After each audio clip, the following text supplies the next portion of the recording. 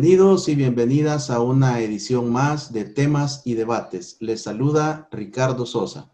En esta oportunidad, el tema, la educación en la casa, desde el hogar y cómo el impacto de la pandemia del COVID-19 ha transformado el sistema educativo, al menos en América Latina, luego en nuestra región de Centroamérica y el Caribe, y particularmente nos interesa la realidad de El Salvador. Para eso contamos con el maestro Roberto Cañas, quien es un experto en temas educativos, una persona que ha dedicado gran parte de su vida a la docencia en diferentes centros educativos de nuestro país, y otro tema apasionante que siempre él trata de vincularlo es la cultura de paz. Para mí es un privilegio contar con el maestro Roberto Cañas. Bienvenido.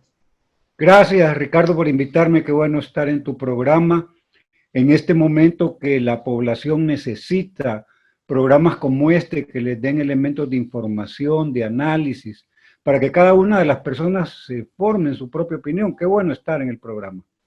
Roberto, sé que has estado a través de tus editoriales en diferentes medios impresos y digitales brindando una orientación sobre el tema educativo, sobre el sistema educativo, con una serie de conceptos, de indicadores, de parámetros para que todos podamos formarnos un mejor criterio y tener mayores elementos para poder conocer cuál es el diagnóstico de nuestro sistema educativo. La pandemia del COVID no ha hecho más que desnudar la política de fracaso que se ha tenido, al menos desde el siglo pasado y el presente siglo. ¿Cuál es tu valoración de los impactos luego de 5 meses del COVID-19 en El Salvador?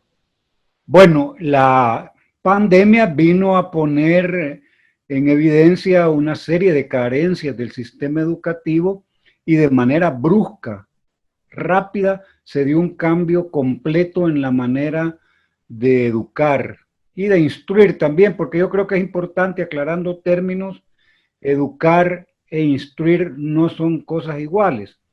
Generalmente se instruye cuando se dan competencias, habilidades, destrezas, se trasladan conocimientos. Se educa para la vida cuando se dan valores, se le plantea a la persona competencias para manejar la adversidad, para poder tener iniciativa, para ser un buen ciudadano. Mira, la pandemia modificó de manera radical el tema escolar, porque estamos hablando que en El Salvador la matrícula oficial es de más de 1.200.000, digamos, en términos generales de estudiantes. Unos hablan de 50, de 40.000 docentes que trabajan en la educación pública.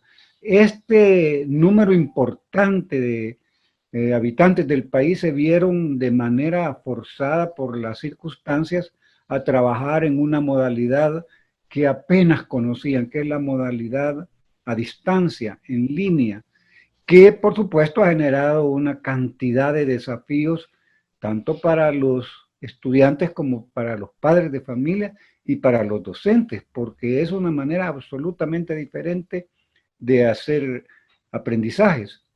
Y podríamos decir que en el marco de la cuarta revolución industrial íbamos para esto, pero era un proceso, digamos, más lento. Hoy ha sido brusco, improvisado también. ¿Se han hecho esfuerzos? Claro que sí. El que ha hecho más esfuerzos ha sido el docente y el estudiante. Del lado del estudiante, pues ha tenido que, si tiene las condiciones materiales, de accesar a una computadora conectada a internet, a habilitar un espacio en su casa, a tener el apoyo de sus padres. No es así nomás de que, ¿cómo no? Vamos a pasar a la educación en línea, empecemos ya. Si no hay condiciones materiales como computadora, conexión a internet, apoyo de los padres, espacio físico en la casa, no es así nomás que se puede comenzar. Igualmente, digámoslo del lado del docente. El docente tuvo que quedarse en la casa, si no tenía computadora, comprarla a los que tenían recursos, eh, alquilar o comprar cuestión de un mes de internet, son más de $60, la luz, todo eso por cuenta del docente. Entonces estamos enfrentados a una realidad de más vaya. Te lo voy a poner, Ricardo, en un símil como lo de los carros. Cuando se da cuenta, la realidad te dice de que hay que irse a una modalidad en línea, es como que te enseñaran a manejar un vehículo. Entonces se hizo un gran esfuerzo porque las personas, los docentes, manejaran Google Classroom, que es la herramienta oficial, digamos. Entonces los docentes ya saben manejar la herramienta, ya saben manejar el carro. Bueno, sabes manejar, necesitas el carro.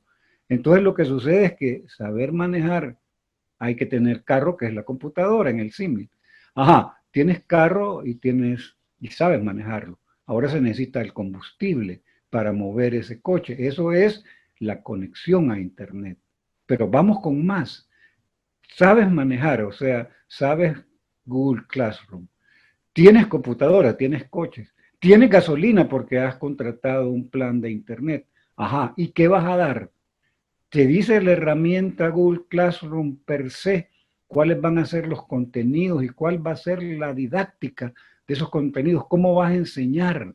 Es decir, porque yo puedo tener Meet, Zoom, Google Classroom, la herramienta que tú quieras, pero depende de la capacidad que tenga el docente de utilizar esa herramienta para convertirla en un instrumento de aprendizaje de los alumnos, de aprendizaje significativo. ¿Qué quiere decir eso? Que esté vinculado a su realidad, que lo motive, que le ayude a aprender más cosas.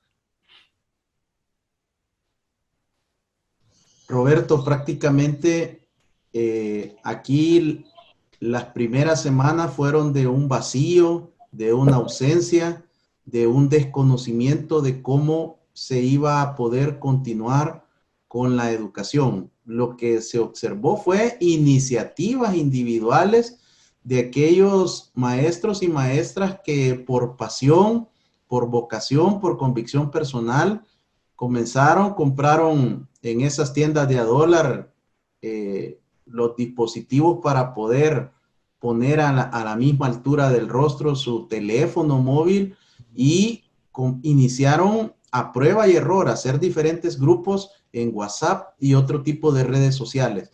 Pero eso no es pedagogía, no estábamos preparados como país, como sistema educativo, en muchos casos ni en el nivel superior de la universidad, mucho menos en el sistema de educación inicial, primaria, tercer ciclo y bachillerato.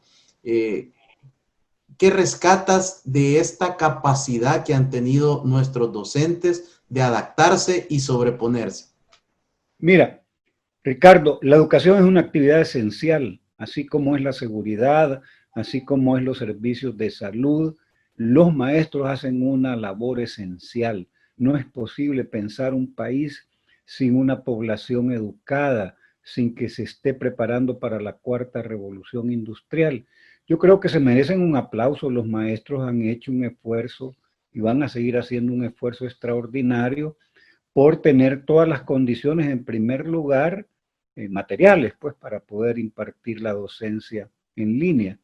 Vamos hacia un diseño multimodal en el cual se van a combinar distintas formas de generar aprendizajes, pero ¿cómo empezó la historia? Después del desconcierto inicial, y yo creo que de manera acertada, asumiendo la realidad de que no todos los docentes tenían computadora, ni todos los estudiantes, se elaboraron guías didácticas. Y entonces se hizo una divulgación masiva de guías didácticas para todos los estudiantes. Y lo que sucede es que también tiene un problema curricular los contenidos. Es decir, una cosa es una cuestión memorística, mecánica de contenidos que están en una guía y otra cosa es la realidad que está viviendo, donde hay que poner en primer lugar el tema socioemocional.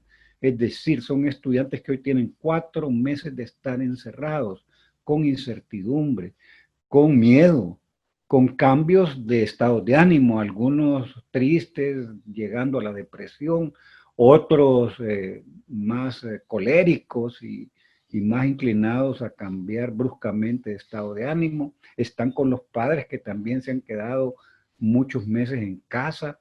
A veces solo hay una computadora y son el dueño de la casa, la esposa, 2 hijos y una computadora. Entonces hay una zona, hay un instrumento en disputa que es el computador porque todos lo quieren usar y a veces al mismo tiempo. No es así nomás. Este tema es un tema de agenda de nación por la cantidad de personas que están involucradas y por lo que significa para El Salvador desarrollar una continuidad educativa. ¿Qué otro aprendizaje? Bueno, lo que tú señalas, ante la ausencia del ordenador, como dicen los españoles, o de la computadora, fue bueno el teléfono. Sí, aquí hay 10 millones de aparatos de celulares. Entonces, no puede ser pensado de que no exista por lo menos un teléfono en la casa, pero ese teléfono tiene $1 de saldo y además cargarlo con esa cantidad de datos para WhatsApp se te va en un ratito si tú quieres bajar una presentación en PowerPoint. Entonces, también hay muchos hogares en que sí tienen teléfono celular, se conectan a lo educativo vía WhatsApp, pero les dura unos minutos, pues no tienen dinero para sostener un plan ilimitado de saldo en un teléfono. Ese es otro componente. Y algo que ha venido a ayudar sin duda alguna y podría desarrollarse aún más es el tema de la televisión y la radio. Ahí sí estamos hablando cosas en concreto. Es muy difícil encontrar un hogar donde no existe una radio, un televisor. Entonces la televisión educativa puede subsanar los vacíos que deja la falta de computadora y la falta de datos en un teléfono celular. Pero la experiencia internacional te dice que no solo es la televisión estatal, tienen que hacerse alianzas estratégicas con las televisoras comerciales para que los programas que se transmiten en el canal 10, por decirlo a la salvadoreña, sean retransmitidos en otras horas en los programas que puedan abrirse de los canales comerciales. Lo mismo la radio, que ahora se ve como la cenicienta, la radio. La radio tiene un poder de penetración impresionante a nivel de los hogares. Y en las zonas rurales donde a lo mejor ni televisión hay, es muy difícil que no haya una radio. O lo pueden oír la radio del teléfono también. Muy poco todavía se ha ocupado, para mi gusto, la radio como una herramienta eficaz para los aprendizajes. Entonces, si me preguntas cuál es lo positivo, pues esa cuestión multimodal, o es la radio, o es la televisión, o son las guías, o es el WhatsApp, o es la educación en base a la computadora. Todas esas combinadas, unas con más éxito, unas con más recursos. Yo propugno por un bono digital. Se debería de aprobar la Asamblea Legislativa un bono para aquellos estudiantes que no tienen computadora ni acceso a internet, para que tengan un dinero para comprar el pan del conocimiento. Es que no solo hay pan para alimentar el cuerpo, también hay que alimentar el cerebro y eso necesita recursos. Así que es muy desafiante el panorama educativo del país y ahí, como hablabas tú al principio, las grandes categorías de lo educativo están en la cobertura y la repitencia. ¿Qué es la cobertura? Cuando nadie se queda atrás, es decir, cuando todos los muchachos en edad de estudiar tienen acceso a la educación. Entonces la cobertura es completa. Nunca ha sido en El Salvador una cobertura completa. Y la repitencia es cuando, pues sí, dejas el grado con todos los problemas psicológicos que tiene para un muchacho repetir el año. Eso es grave en términos psicológicos.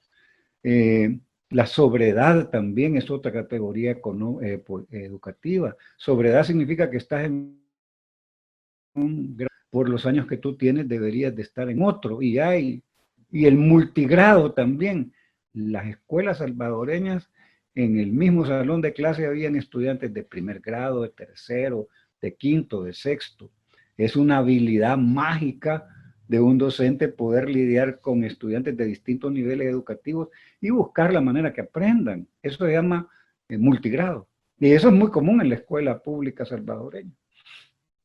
Roberto, ¿cuál es tu opinión de la programación que se ha habilitado en la televisión educativa, Canal 10?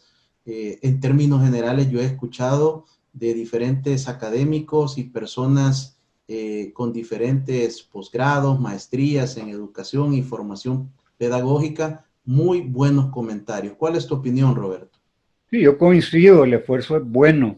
Además, no es así nomás producir programas de televisión educativa. Es que no solo es pararse frente a la cámara. La ciencia de la educación es la didáctica, o sea, cómo tú sabes enseñar, cómo partes de los conocimientos previos, cómo motivas, cómo articulas la realidad a lo que estás buscando que el estudiante aprenda, cómo motivas para el autoaprendizaje, cómo lo haces divertido también, porque tú tienes que entender de que no puedes obligar a un estudiante a estar 30 minutos clavado viéndome a mí, por ejemplo, qué aburrido. A los 10 minutos agarran el celular y se ponen a chatear. Entonces, ciertamente tiene un mérito la producción de programas de televisión educativa. No es así nomás y están haciendo un buen esfuerzo. Lo combinan también con programas enlatados que vienen de otras latitudes donde ayuda, pues, porque no puedes producir todo, es caro, necesito una gran cantidad de personal que sepa hacer televisión educativa. Aquí hubo al inicio de la televisión educativa, vinieron ingleses a enseñar cómo se hacía la televisión educativa. Irma Lanzas fue directora de la televisión, acaba de fallecer.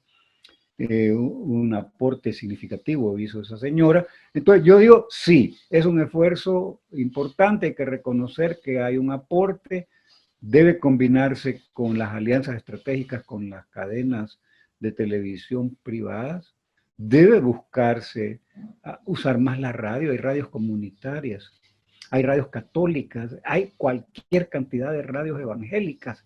Si hay algo en el país son radios evangélicas, ¿por qué no pasan programas educativos también? Y abren espacios. Entonces, yo te puedo afirmar de que es un buen esfuerzo que puede mejorarse, el de la televisión educativa. Gracias, Roberto, por estos conceptos, por esta primera aproximación al diagnóstico y tus valoraciones sobre el efecto y el desarrollo, cómo se ha adaptado y se ha sobrepuesto el sistema educativo en El Salvador ante la pandemia del COVID-19. Al regresar, conoceremos más propuestas, recomendaciones del maestro Roberto Cañas al Estado salvadoreño.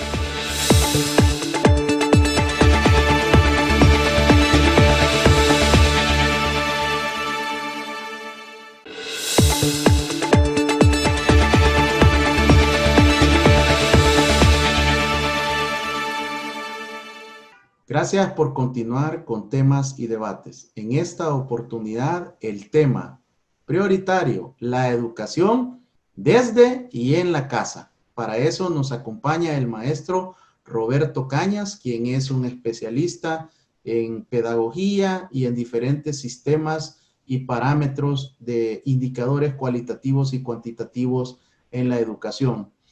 Roberto, dentro de esta evaluación, ¿cómo has visto el papel de la señora ministra de Educación? ¿Cuál es tu valoración sobre su desempeño como titular en este tema de la crisis por la pandemia del COVID-19?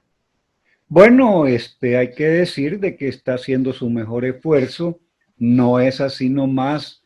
Yo cuando la vi en el Palacio Nacional una vez que fue el inicio del gobierno actual, le decía suerte porque se necesita, además de suerte, conocimientos para poder lidiar con la empresa pública más grande del país. Es decir, de eso estamos hablando. Cecilia Gallardo de Cano me dijo una vez, mira Roberto, fíjate que yo, el símil que hago con ser ministra de Educación es como manejar un Volkswagen y manejar un 747. Fíjate que yo estaba acostumbrada a manejar un Volkswagen, pero ahora me ha tocado estar pilotando un Boeing 747. Entonces, por supuesto que los niveles de complejidad de la administración de la empresa pública más grande del país no es así nomás, porque no solamente estamos hablando de impartir conocimientos, estamos hablando de las condiciones de la infraestructura escolar, que eso va a ser, lo podemos ver después cuando en algún momento se decida a abrir las escuelas, que ya llevamos más de 100 días, más de 4 meses, lo que significa lidiar con una infraestructura escolar donde no hay agua, y tú sabes que la condición sine qua non para estar prevenido es lavarse las manos 4 veces al día, o más, pues hay escuelas que no hay agua, para empezar. Entonces, lidiar con la empresa pública más grande del país significa infraestructura escolar, significa currícula, es decir, cómo vas adaptando el contenido de los programas de las asignaturas a las nuevas realidades. No podés estar enseñando contenidos que van a servir a un estudiante que no sabe qué empleos van a aparecer cuando ellos estén en edad laboral. Es decir, estamos enseñando para personas que van a tener empleos que todavía no se sabe cuáles son. Esa es la realidad de la cuarta revolución industrial. Entonces, por ejemplo, hoy lo que está en boga ya en nivel educativo es unir materias. Es decir, porque ya aquella idea como más escolástica de que la matemática, la ciencia, el medio ambiente eran materias como en compartimentos, ya eso está siendo como superado. Entonces, tenés que lidiar con la infraestructura escolar, tenés que lidiar con el cambio curricular, tenés que lidiar con los maestros, tenés que lidiar con una política de profesionalización docente que comienza con el reclutamiento de nuevos maestros en un país donde el prestigio social del maestro es muy poco y donde como incentivar a los jóvenes a que estudien pedagogía, que saquen una licenciatura en educación no es fácil porque el atractivo que tiene ser licenciado en educación no es igual al que tiene ser ingeniero en sistemas, por decir algo. Entonces, en otras latitudes ya hay un conjunto de incentivos que va en la búsqueda de reclutar a los mejores estudiantes de la secundaria para que opten a ser, como se dice en Chile, profesores de Estado. Es decir, que tengas vocación y que sintas pasión por ser maestro. En El Salvador es por accidente o porque es la más rápida o porque te permite trabajar con más facilidad. Hay muchas personas que eligen la docencia. Entonces, fíjate cómo es de complicado la política de profesionalización docente y cómo es parte de un ministro, de una ministra, pues tenés que diseñar planes para poder reclutar a los mejores estudiantes de secundaria para que sea como en Finlandia o en Corea del Sur, donde ser maestro tiene un prestigio social impresionante. O sea, pero aquí no es Finlandia ni Corea del Sur, pues que son como los países que van a la cabeza, a la vanguardia de la educación, pero sí debe tener, recuperar la dignificación del maestro, el prestigio social del maestro es clave. La otra cosa es la formación inicial. Una ministra de Educación debe ocuparse de revisar cómo se están formando los maestros.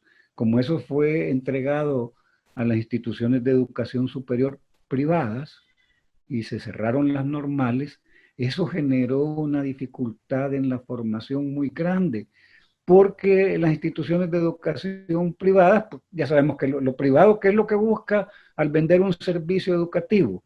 No lo hace por una cuestión de mecenazgo, lo hace porque genera ingresos, porque busca producir ganancias. Entonces, las instituciones de educación superior vinculadas a la formación docente no se han ocupado verdaderamente de formar los docentes que necesita el país y necesita la formación inicial, una labor como de control más cercano del ministerio para asegurar la calidad del docente que se está formando, porque no es lo mismo dar clases en Chalatenango, allá en San Fernando, cerca de la frontera, o en San Juan Los Planes, que enseñar en Soyapango, en San Salvador, o en Corinto, Sociedad en Morazán. O sea, es diferente la forma en que puede lidiar uno de acuerdo al territorio, y la educación es territorio también.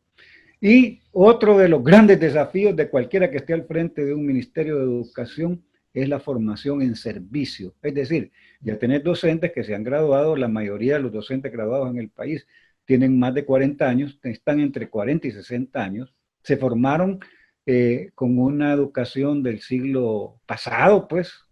Hay que acordarse que esa es la gran mayoría de los docentes. Además, tenemos docentes que no se jubilan porque se van a jubilar con una pensión miserable y prefieren seguir dando clases, pues, y que no tienen ningún incentivo para jubilarse. Entonces, es desafiante, muy grande. Lo que hablamos ahora, ajá, hoy la educación es en línea. ¿Cómo no? Entonces, ¿cuántas escuelas en el país tienen conexión a Internet de velocidad aceptable? Hubo un programa en el gobierno pasado de un niño, una computadora, que era el programa insignia del gobierno pasado. Eso no prosperó, pues. Otro gallo nos cantaría si pudiéramos decir, bueno, hubo un aporte, ahí están las computadoras, entonces sobre la base de eso avancemos. Esta es hora de que muy poco se habla de ese programa y uno entiende de que si no se habla, primero no se completó ni en sueños la idea que un niño una computadora, y las que se repartieron o no sirven o a saber dónde están, y entonces es una cosa incierta, por decirlo de alguna manera. Entonces, para redondearte a tu pregunta, gestionar la administración de un ministerio de educación supone también habilitar para el trabajo, es decir, debe haber un vínculo, una relación educación-empresa, porque al final de cuentas, te hablaba yo de que está formando de alguna manera, instruyendo pues al menos, para que se incorporen al mercado laboral. Y lo grave del país es que ni las universidades, si nos vamos a la educación superior, dan un pasaporte para que tú tengas empleo. Porque hay muchos estudiantes que, y con lógica, así lo entiende uno, que debería de ser el instrumento principal de movilidad social es la educación. Tanto sabes, tanto vales. Es decir, que si tú acreditas formación universitaria de calidad, así puedes encontrar buenos trabajos. Eso es como el decir, el deber ser. La realidad es que aquí hay miles de jóvenes que van a las universidades soñando que al tener un título universitario tienen ya el ticket de entrada para buenos trabajos y buenos salarios. Todos, tú y yo, todo el mundo sabe que no es garantía, mucho menos en El Salvador, un buen graduado universitario es igual a un buen empleo y a un buen salario. No es así nomás. Roberto, ¿cuáles serían tus sugerencias, tus respetuosas recomendaciones para el Estado salvadoreño?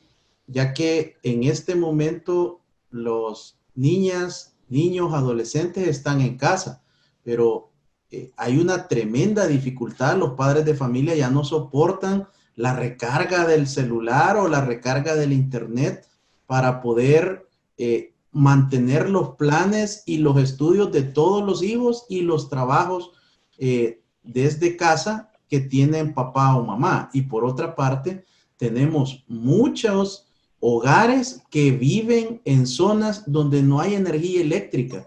Entonces, ¿a dónde se puede unir este esfuerzo nacional para involucrar a las alcaldías, al sector privado, al gobierno para lograr esa conectividad, buscar algunas líneas de financiamiento, donaciones, si no se puede con computadoras, laptop, al menos con tabletas que tienen costos más razonables y más accesibles? ¿Cómo ves tú esta parte para ir tratando de llegar a propuestas concretas como a las que tú has desarrollado durante todos estos meses? Bueno, mira, el bono digital creo que es la solución para el problema material, pues, es decir, no se puede pensar en una educación en línea si no hay computadoras, si no hay conectividad. Eso significa hablar con las compañías que dan el servicio de Internet para ver que el servicio de Internet educativo debería de ser gratuito, es un derecho. Así es en la discusión en otros países. Uno, no puedes estar hablando de andar en carro si no tenés carro. Entonces hay que tener computadora conectada a Internet. Eso es caro. ¿Cuánto vale una computadora? 400 de escritorio, tal vez menos. La conexión $60 como mínimo al mes. Estamos hablando de que los programas de televisión tienen que masificarse todavía más, la radio debe ocuparse más, ya lo hablamos. Las guías siempre son importantes, pues claro, por supuesto que una guía, si no tenés computadora, sirve. El otro tema en El Salvador es una escuela saludable, es una manera de decir dar alimentos en la escuela, porque con hambre no se aprende. Hay un esfuerzo que se está haciendo ahora de darle los alimentos que se daban en la escuela, porque de otra manera, ¿cómo hacemos? Hay una enorme cantidad de estudiantes que tenían la esperanza de ir a comer en escuela, y eso está poco a poco desarrollándose, digamos. Otro de los grandes desafíos es cambiar la manera de enseñar. Si se puede hablar de enseñar, nadie enseña a nadie, de facilitar el aprendizaje de los estudiantes. ¿Cómo? A partir de la conexión de ese aprendizaje que se quiere facilitar con la realidad. Es decir, yo creo que hay que educar para la adversidad. ¿Cómo convertir la crisis en una oportunidad? ¿Cómo desarrollar competencias socioemocionales que te permitan la resiliencia, que quiere decir enfrentar un fenómeno adverso y salir fortalecido como ser humano? Eso estamos hablando que debería de ser el contenido de la currícula de aquí en adelante. Y una cosa que es fundamental y hay que decirlo, Ricardo, de una buena vez, si no tenés un horizonte temporal. Ya estamos terminando julio, en términos del año escolar ya vamos a más de la mitad, y yo te puedo asegurar, sin ser futurólogo, que el año escolar, que es muy difícil pensar que de aquí a septiembre ya hayamos controlado la pandemia, y mucho menos que tengamos una vacuna, por más que estén diciendo ahora que hoy sí, que ya la tienen, que ya probaron que en Inglaterra. Una cosa es que hayan probado y que tal vez funcione en China o en Inglaterra, y otra cosa muy diferente es que esa vacuna la tengas tú, la tenga yo, y se pueda repartir de manera universal, es decir, que cada salvadoreño, los 6 millones o los que seamos, podamos tener acceso a ser vacunados. Eso está, entonces, bastante lejos. Entonces yo digo, seamos realistas. El año escolar 2020 lo vamos a terminar en la casa. La escuela es la casa. Ojo para aquellos que todavía no han empezado a reparar, y por eso tu programa es clave, porque puede decirle a las personas, quizás no había pensado en eso, que el año escolar se va a terminar en la casa, y que el año 2021, si se abren las escuelas, hay que ver la infraestructura como está, hay que desinfectar las escuelas, vienen las elecciones antes del año escolar, que es el 28 de febrero del otro año, que conecta o se atraviesa con el inicio del año escolar. Hoy el tema de la educación son en las aulas burbujas, que es hablar en chino en El Salvador. Las aulas burbujas son aulas que tienen de 5, 7, 10 alumnos que siempre están separados con un distanciamiento que es soñado en El Salvador, porque las aulas son pequeñas, y aquí pones con un distanciamiento de 2 metros alumnos, no te caben 10, y el número de alumnos por aula aquí es como 50, 30, 40, 50 o más. Hay universidades que tienen aulas de 130 alumnos, eso ya está fuera de la realidad. No, yo creo que ya no se va a poder hacer esos grupos de clase. Claro, las universidades privadas, maravillados los dueños, con grupos de clase de 130 alumnos, porque cada alumno ya sabemos qué significa en términos de cuota. Pero en fin, yo diría, número uno, hay que decirlo con toda claridad, nadie lo está diciendo, yo lo he empezado a plantear, el año escolar lo vamos a terminar en la casa. El año 2021, si bien nos va a ser una educación híbrida. ¿Qué quiere decir híbrido? Que puede ser que 2 o 3 días vayas a la escuela y otros 2 o 3 días te quedes en la casa, con la valoración de que en medio te puede venir una segunda ola del virus, o que puede haber un rebrote, o que puede aparecer en el aula que tú estás alguien contaminado y entonces cerrar el aula burbuja. Entonces es una cosa que plantea, perturbadora, que plantea unos desafíos extraordinarios. Es decir, y de todas maneras hay que darle continuidad a la educación, eso no tiene vuelta de hoja. ¿Qué elementos más tiene el futuro inmediato? El cambio curricular. Hay que hacerlo sin discusión. Continuar también con la capacitación en servicio de los docentes. Evitar la deserción al máximo. Yo estoy planteando una iniciativa de ley que también va a generar una tremenda polémica, porque yo lo que planteo es que hay que buscar que, basado en las notas del 2019, se pueda promover el año. Es decir, si tú como docente tienes las notas, el récord de calificación de tu estudiante, sobre la base de eso le decís, usted pasó 2020. Porque algunos dicen que no hay que celebrar nada de 2020 porque esto, a saber qué ha sido este año. Entonces hay que empezar a asimilar y discutir con seriedad, con responsabilidad, en frío, con sensatez, cómo va a terminar el año escolar. Vamos a promover pasar automáticamente a los estudiantes con la lógica siguiente. Ajá, los vas a pasar automáticamente para varias cosas. Uno, evitar la deserción. Es decir, yo me voy, sí voy a tener que repetir, porque el estigma que tiene ser repetidor, incluso con tus amiguitos, es gravísimo, genera bullying, pues que te digan, uy, ve, te quedaste, vas a repetir.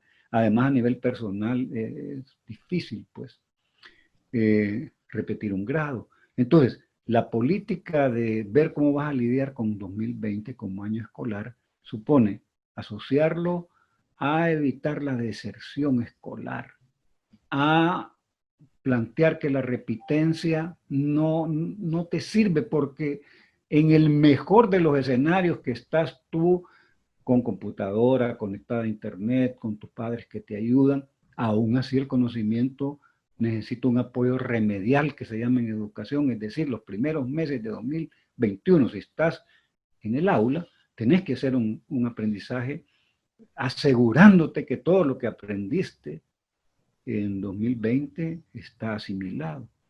Entonces, alguna gente dice, bueno, es que aquí yo creo que es como un malabarista que está en un semáforo y tiene varias botellas manejando.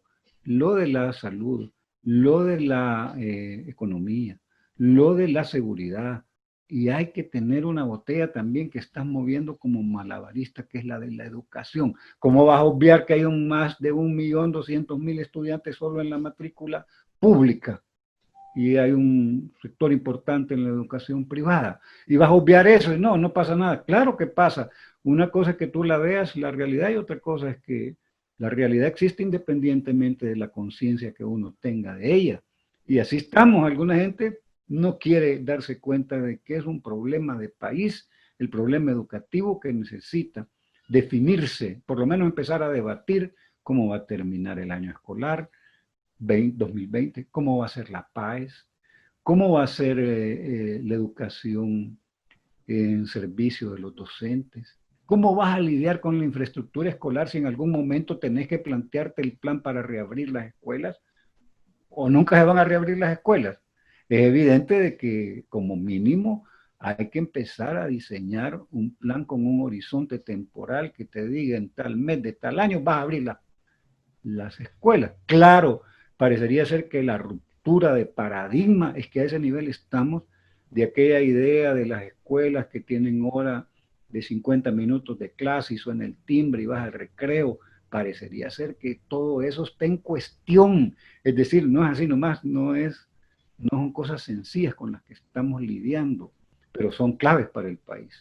Roberto, hablando de deserción escolar, que prácticamente en este momento solo tú estás posicionando ese tema en El Salvador, esta propuesta de prácticamente pasar a casi todos los alumnos de grado, pues se ha generado ya mucha polémica y ruido, hay críticas, y esa es parte de las propuestas que tú haces, pero también el no contar con la recarga, el no tener energía eléctrica, el estar estudiando en la pantallita de un teléfono, eso sin duda está generando deserción. ¿Cómo generarle las competencias a esta generación 2020 que sin duda está aprendiendo menos, y de eso no estamos hablando de un secreto de Estado. ¿Cómo poder aprovechar el tiempo de la supuesta vacación entre noviembre y enero, y en el hipotético caso que se regrese a una modalidad combinada en el 2021, cómo reforzar los conocimientos que no se proporcionaron, pero también por otra parte aprovechar este parón educativo para generar lo que hemos conversado en otras ocasiones contigo en este espacio sobre prepararlos con valores para la vida? Claro. Es decir, mira, Ricardo, yo creo que hay que tener sentido de la realidad. El ser humano no solamente debe tener 5 sentidos, los que ya conocemos biológicamente, debe tener sentido de la realidad, hablar no fuera de ella. La realidad es que vamos a tener que enfrentar un año escolar 2020 que va a terminar en la casa. Empecemos por asumir esa realidad. Empecemos por asumir la realidad de que no todos los estudiantes tienen acceso a internet ni computadora. Aceptemos la realidad que los docentes tienen que cambiar su manera de enseñar o de facilitar los aprendizajes porque lo hicieron el siglo pasado y que hoy estamos en educación en línea. Aceptemos la realidad de que una manera, no es la única, de detener la deserción y de hacer válido el principio que nadie se quede atrás, es plantear que este año todos, o sea, ahí es donde genera, ojalá que sea respetuoso, ojalá que sea sensato, ojalá que sea frío el análisis, de que no estoy diciendo que regalemos el año, además tiene unas grandes deficiencias, porque ¿cómo vas a evaluar este año? Vas a hacer pruebas de preguntas de opción múltiple. ¿Cómo te vas a asegurar si haces el examen que yo tengo un teléfono a la par de la computadora y ahí un amigo mío muy cercano me está pasando las respuestas? Que, o sea, no es así nomás que va a evaluar. Entonces alguien pone el grito en el cielo, Roberto está diciendo que regalemos el año. Ey, es que tengamos sentido de la realidad. Te voy a plantear otra cosa, no se trata de regalar el año, sino que de entender de que la palabra es remedial. Hay que asegurarse que los contenidos sean verdaderamente asimilados por el estudiante. Y además de pasada, tenés que hacer un cambio curricular. No es posible que estés estudiando las materias de una realidad que ya no existe. A mí no me gusta hablar de una nueva normalidad, pero sí creo yo que estamos en una nueva realidad. La realidad ha cambiado. Volver a la normalidad de la que hace 4 meses dejamos tampoco se trata, porque es la normalidad de la desigualdad, de la pobreza, de la injusticia social, de la inseguridad ciudadana. Pero hay una nueva realidad y como estudiantes y como docentes y como salvadoreños debemos de darle su lugar a la educación. No es posible pensar que cerremos los ojos ante esa realidad. Además, la realidad existe, repito, independientemente de la conciencia que tengamos de ella. Y es fundamental ya pensar, bueno, ¿y cuándo se van a abrir las escuelas? Pues, por lo menos que abramos el debate.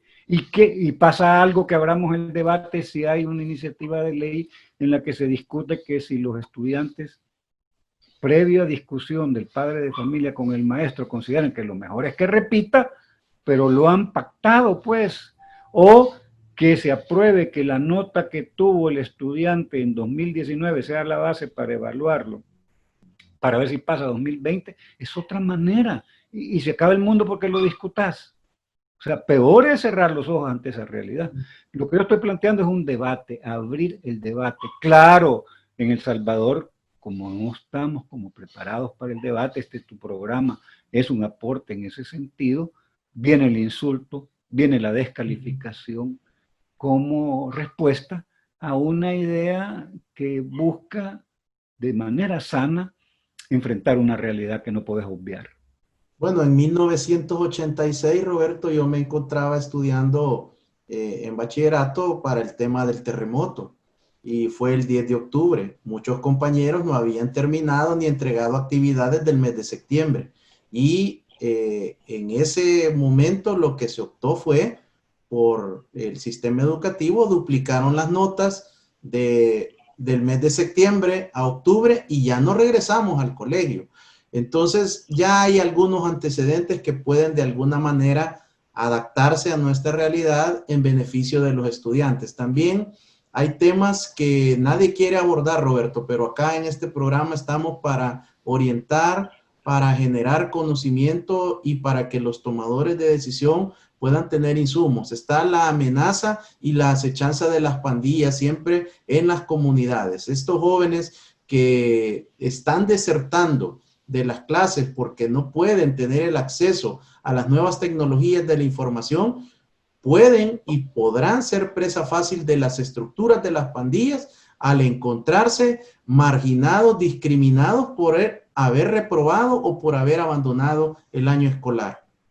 Claro, y además que hay pensamientos que quieren hacer creer que toda la realidad que no sea la pandemia está congelada, que los problemas de seguridad económicos, sociales y de todo tipo se han congelado esperando a que se resuelva el tema del coronavirus, y no es así. Todas las dinámicas sociales, económicas y políticas siguen su rumbo. Está caminando lo electoral, las pandillas siguen cobrando la renta, la gente sigue sin tener empleo o está en el sector informal. Todas las dinámicas corren paralelas al esfuerzo que hay que hacer por parar o convivir, y aquí hay un elemento central. Debemos de aprender a navegar la pandemia. ¿Qué estoy hablando con eso? A que gestionemos y aceptemos otro aspecto de la realidad, que vamos a convivir con esta cuestión del virus por largo tiempo, ha venido para quedarse. Entonces, si asimilas eso, entonces ya gestionas la realidad de otra manera y buscas todas las medidas de prevención y tratar de ver cómo, lidiando con la pandemia, tenés ingresos, educás a tus hijos, sacás adelante las empresas, todo al mismo tiempo. Entonces yo diría de que lo que pasa es que huirle a la realidad o ignorarla es como la solución más fácil, ¿verdad? No me ocupo de eso. Lo que pasa es que la mejor escuela es la de la vida y la de la realidad. Y qué triste que nos tengamos que rendir ante la realidad, ante la evidencia de que el descuido de no tocar las cosas a su momento nos va a llevar a costos de país más altos. ¿Cómo hace Roberto Cañas, que pertenece a la generación nuestra en la cual no somos nativos de Internet ni de las nuevas tecnologías de información? ¿Cómo hace Roberto Cañas para ser un autodidacta y estar en la jugada de las redes sociales? Eres un activista de las redes sociales, tienes miles de seguidores en tus redes sociales y siempre la gente está esperando esos tweets, esos mensajes provocadores que animan a la reflexión, al diálogo, al debate. Pero ¿cómo te has formado tú? ¿Tomas algún curso por internet? ¿Asistes a la universidad? ¿Eres un autodidacta? Coméntanos para que esto sirva también como un consejo de motivación para todos nuestros televidentes y cibernautas. Bueno, el secreto de la eterna juventud es la universidad, es la docencia. Cuando tú tienes el vínculo con jóvenes permanentemente, estás aprendiendo de ellos. Además, dar clases, el magisterio es la mejor forma de aprender. Es decir, porque estás volviendo a estudiar algo que ya conoces y que hoy lo profundizas más y lo dominas de mejor manera. Entonces, el secreto es muy sencillo, es la universidad, la fuente de la eterna juventud.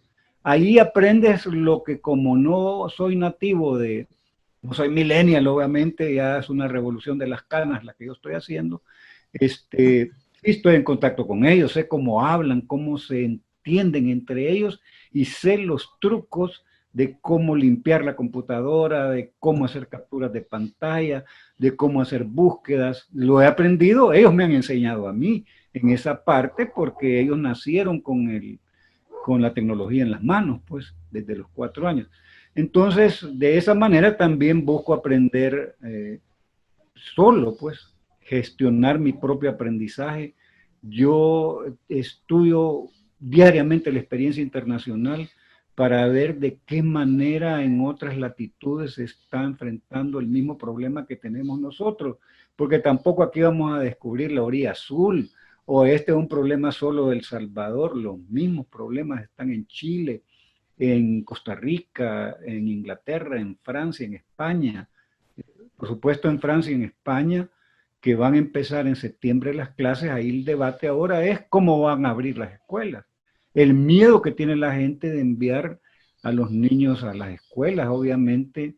Todos sabemos que en El Salvador ni los piojos se pueden evitar en las escuelas, ni en colegios de primera categoría. La transmisión y el contagio de piojos es terrible. O sea, solo aquel que no tiene hijos no sabe de esto que estoy hablando. Ya no digamos los contagios que se pueden generar, aunque se sostiene que los niños y los jóvenes tienen menos propensión a estar infectados o son contagiados, pero son asintomáticos. Entonces, ellos no tienen problema, pero llevan el virus a la casa, entonces también es problema. Entonces, yo diría que si me estás preguntando el secreto, la fuente de la eterna juventud es la universidad, es la docencia, es gestionar su propio aprendizaje, es no perder 3 sentidos, además de la vista, del oído, del tacto, todos los sentidos biológicos. 3 sentidos más necesitas. Uno es el sentido de la realidad. Si estás fuera de la realidad, estás equivocado de entrada. Si no tenés sentido de la historia, no puedes entender el presente, porque el estudio del pasado es el que te permite comprender el presente.